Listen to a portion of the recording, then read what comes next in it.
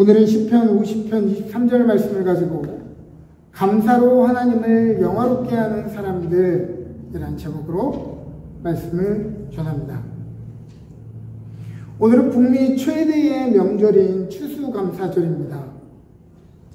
이날만큼은 캐나다 각지에 흩어져 사는 사람들이 각자의 집으로 돌아가 가족들끼리 보내는 시간이기 때문에 민족의 대이동이 이루어집니다. 캐나다인들, 우리가 흔히 생각하는 백인들에게 이것이 큰 명절인 것은 확실하지만 이곳의 이민자들과 유학생들에게는 다소 심심한 날이 될 수도 있습니다. 가족들이 다 같이 있는 경우는 조금 덜하지만은 유학생들이 기숙사에 혼자 남겨졌을 때에는 당혹스러울 정도로 외로움을 느끼게 됩니다. 또 추수감사절 당일에는 대부분의 스토어들이 문을 닫고 사람도 차도 잘 다니지 않기 때문에 영락없이 갇혀서 혼자 있어야 합니다. 저도 결혼 전에 헬리팩스에서 살 때 추수감사절이 되면 그렇게 쓸쓸했던 기억이 있습니다. 심심해서 멍하니 창밖을 바라보다가 지나가는 차들이 몇 개나 지나가는지 세어보았습니다. 얼마나 할 일이 없었으면 창문을 바라보면서 차가 지나가는 것을 세어보려고 하는데 한 30분 정도 쳐다봤는데 차가 한 대 지나갔습니다. 평소에는 그다지 외로움을 잘 느끼는 타입은 아닌데 이런 날이 되면 강제로 외로움을 경험하곤 합니다. 여러분들이 질문할 수 있습니다.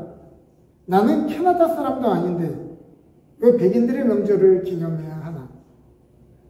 터키 같은 퍽퍽한 고기를 크랜베리 소스 같은 입맛에도 안 맞는 음식을 먹는 게 무슨 의미가 있는가? 하고 말이죠. 그래서 어떤 사람들은 그냥 롱 위켄드를 생각하고 여행 가면 딱 좋겠다라는 생각을 하기도 합니다. 농경 문화를 배경으로 한 문명들은 문화와 인종, 언어와 종교도 다 다르지만 하나같이 수학의 절기에 그들이 믿는 신들 혹은 조상들에게 감사의 제사를 드렸습니다. 유대교에서는 첫 번째 밀수학 시기인 맥추절과 두 번째 수학 시기인 초막절에 가족들이 모여 감사의 절기로 함께 기념했고 우리 고국 대한민국에서도 추석 때가 되면 한 해 수확에 대해 조상들에게 감사하고 가족들이 함께 차례를 지내는 시간을 보냈습니다. 가나에는 호모우라고 하는 추수감사 축제가 있고 브라질에는 페스타 주니나라고 하는 추수감사 축제가 있습니다. 인도에도 물론 종교는 다르지만 바산트 판참이라고 하는 추수감사 축제를 벌이기도 합니다. 생각해보면 제가 어릴 적 한국에서 추수감사 예배를 드린다 하면 강단에 가득히 농산물들을 쫙 펼쳐놓고 예배 드렸던 것이 기억이 납니다. 한 해의 풍성한 수출과 소득에 감사하며 드리는 감사의 의미의 예배인 것이죠. 그래서 한국의 어떤 교단에서는 11월 둘째 주가 아니라 한국의 추석으로 이 추수감사절 예배를 옮겨서 한가위 감사 예배로 함께 지낸다고도 합니다. 그러나 그것은 추수감사절이라고 하는 것을 수학제라고 하는 의미 안에서 이해했기 때문에 아마도 그런 추석과 합치는 그런 이해가 나온 것이 아닌가 생각해 봅니다. 그러나 본디 추수감사절은 풍요로운 감사절기가 아니라 신대륙에 정착했던 청교도들의 정착 과정에서 그 유래가 시작되었습니다. 청교도들의 첫 번째 추수감사절이 대단한 풍작과 성공에서 온 것이 아니라 말할 수 없는 고난과 눈물 위에서도 감격으로 드려졌던 것이라는 것을 염두에 본다면 이날의 메인 포커스는 한 해의 성공과 풍성한 소산이 아니라 험난한 우리의 이민의 삶 가운데서도 하나님의 은혜와 인도하심을 경험했고 오늘도 하나님이 인도하고 계신다는 이민자의 삶의 경험에 초점이 맞추어져 있다고 하는 것입니다. 그러므로 이민자가 되어보지 않고서는 이민자의 절기로 처음 지냈던 이 추수감사절의 바른 의미를 다 이해할 수는 없다라고 저는 생각하는 것이죠.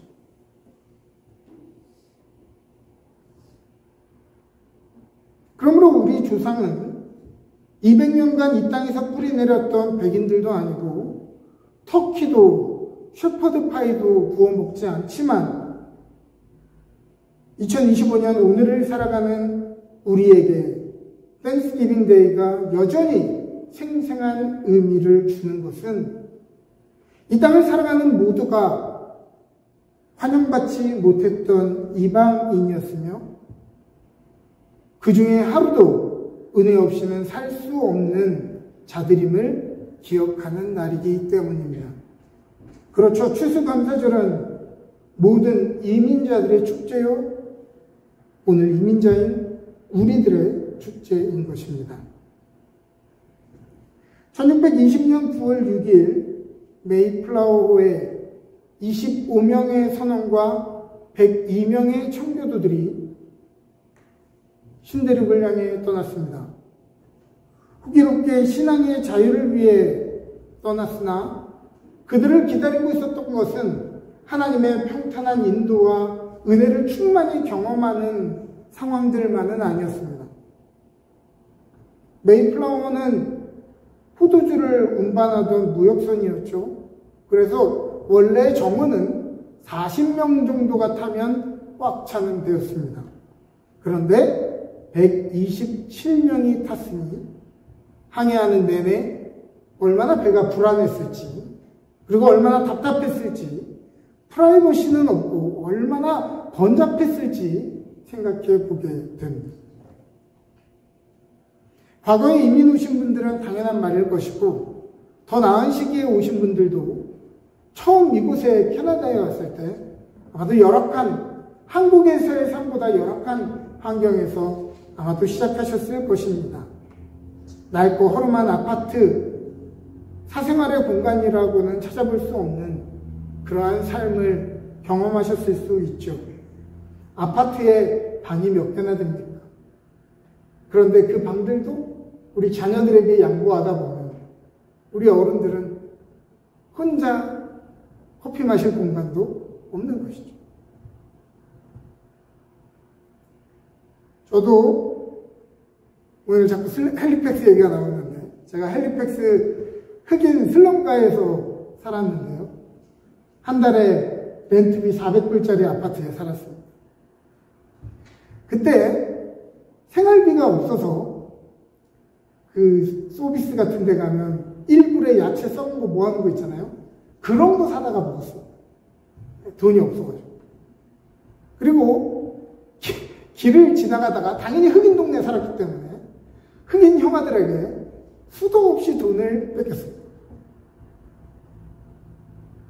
그때를 기억해보면 지금 그때를 돌이켜보면서 두 가지 마음이 공존합니다.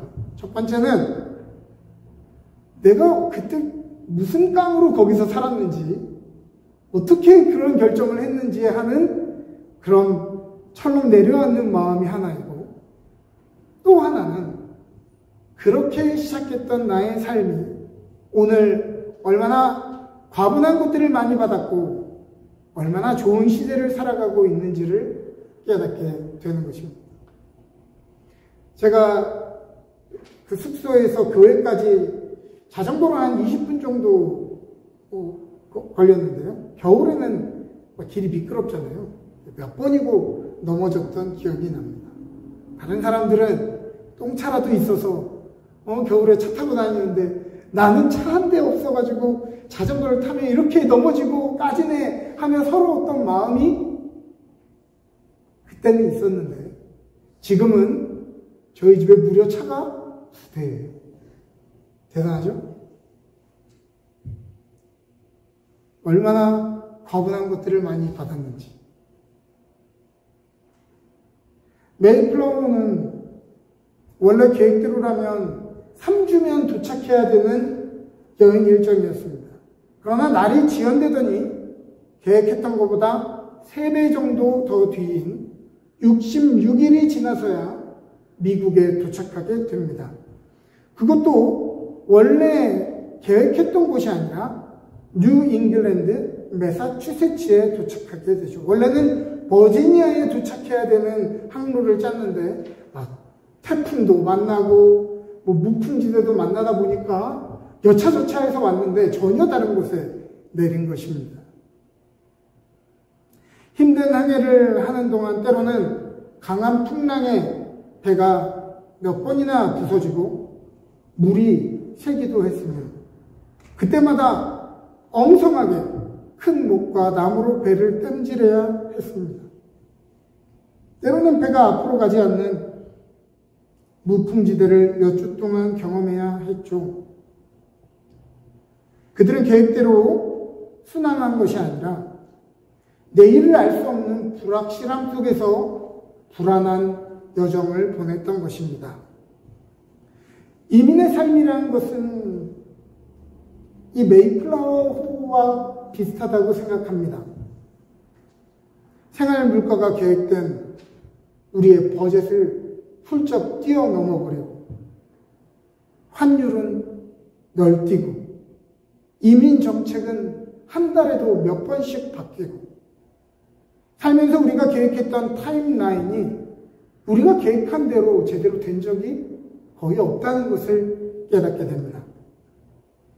삶이 마치 침몰할 것 같은 위기의 순간을 얼마나 많이도 만나는지, 마치 내일이라도 끝이 날 것 같은 침몰 직전의 삶을 매일매일 하나의 널빤지로 돌려막기 하면서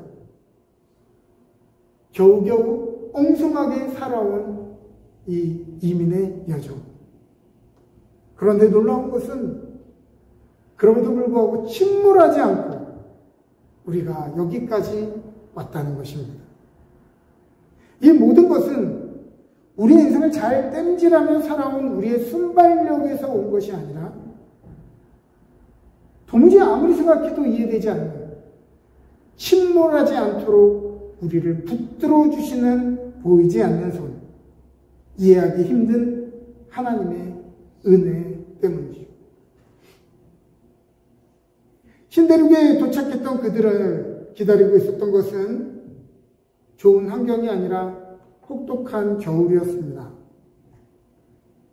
이들 대부분은 도시에 사는 지식인들 혹은 상인들이었기 때문에 농사를 어떻게 지을지 몰랐어요. 농사를 지을 줄 아는 사람이 없었습니다. 그뿐만 아니라 신대륙에 가면 심으려고 가져온 씨앗들, 그리고 그 작물을 배양하는 방법들이 유럽의 상황과 이 미국의 상황이 너무도 달랐던 것입니다. 그래서 아무리 심어도 새싹이 나지 않았어요. 이제 겨울이 지나면 이들은 먹을 것이 없이 영락없이 죽게 생겼습니다. 이곳에 이민 오시는 분들의 대부분들은 한국에서 평균 이상의 삶을 살던 분으로 제가 알고 있습니다. 평균 이상의 학력, 평균 이상의 재력, 평균 이상의 용기, 평균 이상의 세련된 사고방식을 가진 깨어있는 사람들이었다는 말이죠.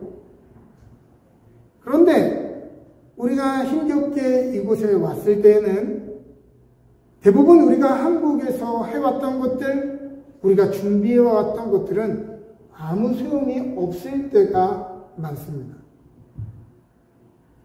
마땅한 일자리를 얻지 못해서 돈은 돈대로 까먹고 일을 하려고 하면 평균 이하의 임금을 받는 단순 노동의 삶 외에는 방법이 없는 것입니다.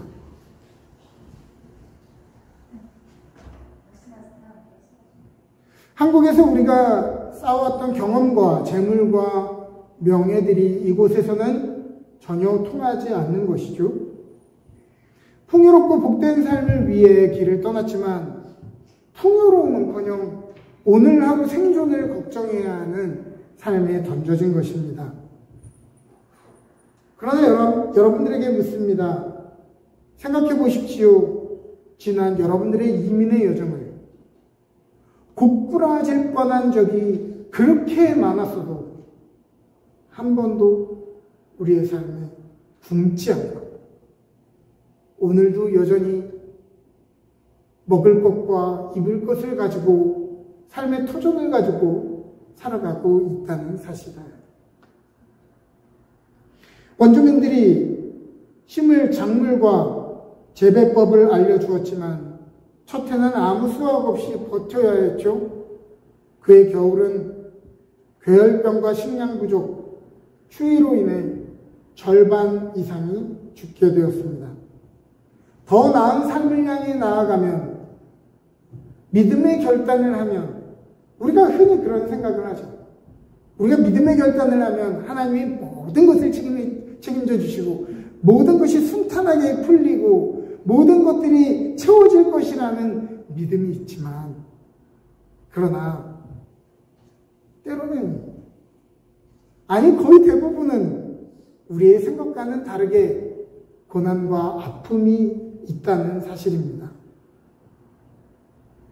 그들은 믿음을 위해 새로운 땅을 향해 떠나면 하나님이 그들의 가족을 지켜주시고 그들의 삶을 지켜주실 것이라 확신하였지만은 그의 겨울에 자신의 사랑하는 가족들을 떠나보내고 땅에 묻어냈고 거의 절반 이상의 사람들이 그곳에서 첫해 겨울에 죽게 되었다라고 이야기합니다. 그 다음에 이들은 첫 소산을 얻었으나 그것은 풍작이라고 하기에는 너무도 부족한 것이었습니다. 아마도 그들이 먹기에도 빠듯해 보이는 것들이었을지 모르죠. 지난해 처절하게 힘든 겨울을 보냈기 때문에 그들은 올해 겨울을 위해서도 더 많이 저장해 두고 싶었는지도 모르겠습니다. 그러나 그들은 이 첫 번째 수확물을 가지고 가장 먼저 하나님께 감사의 예배를 드립니다. 하나님을 온전히 섬기기 위해 자기의 본토를 떠나 고생하는 이 사람들, 새로운 땅에서 살아보겠다고 떠났으나 농사 기술 하나 준비해내지 못해서 재배한 작물들도 크기도 들쭉날쭉한 소산물을 가지고 눈물로 얼룩진 그들의 예물을 가지고 오는 그 첫 예배를 받으시고서 하나님은 어떤 마음이 드셨을까 생각해 봅니다. 만일 여러분들이 하나님이라면 어떤 마음, 그런 사람들을 향해서 어떤 마음이 들었을 것 같나요?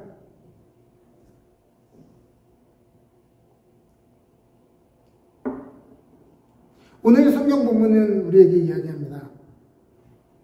감사로 제사를 드리는 자가 나를 영화롭게 하나니, 나를 명예롭게 하나니, 그의 행위를 옳게 하는 자에게 내가 하나님의 구원을 보이리라.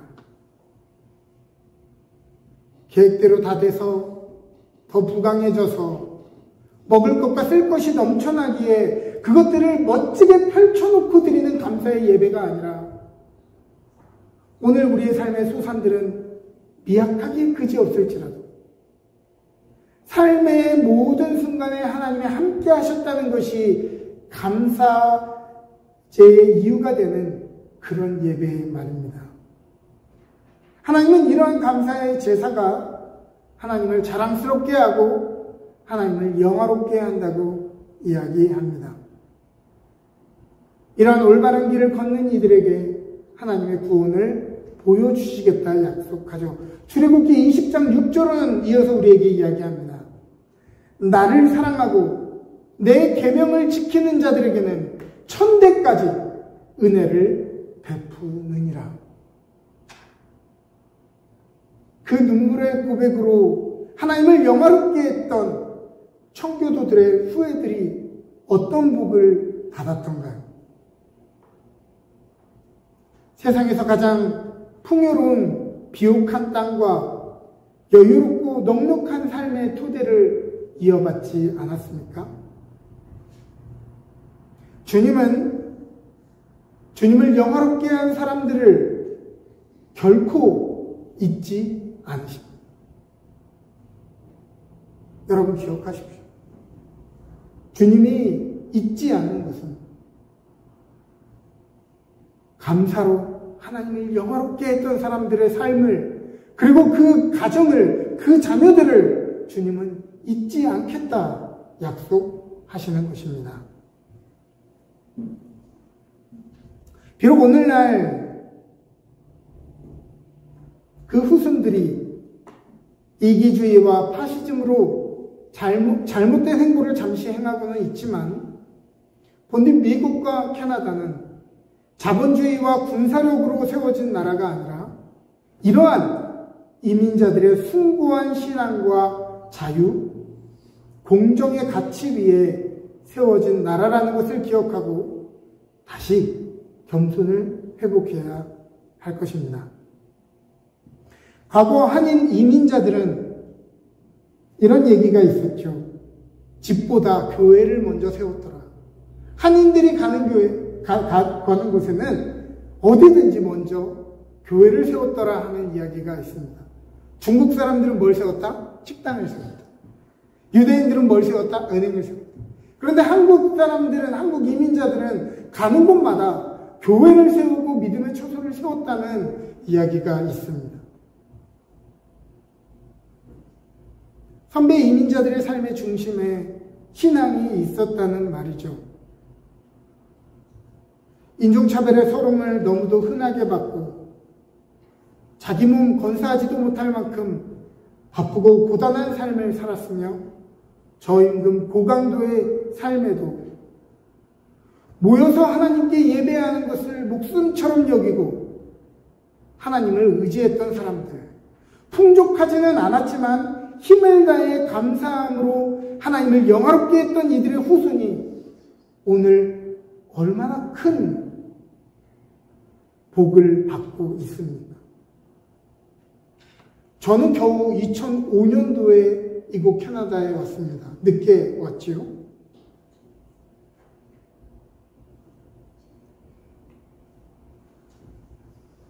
하나만 넘겨주시겠어요? 안 넘어갔네. 예. 오늘날처럼 코스코와 아시안마트에서 한국 재료가 없는 곳이 없고, 물론 제목이 좀 그렇긴 하지만 K-POP 디몬 헌터스처럼 한국 문화라고 하는 것이 세계 사람들에게 호감을 받는 이런 시대가 올 것이라고는 상상도 하지 못했습니다. K-POP, K-뷰티, K-푸드가 사람들에게 이렇게 존중을 받을지는, 이러한 시대가 올 것이라는 것은 전혀 생각지 못했어요. 사탕수수 농장으로 이주했던 일기 이민자들과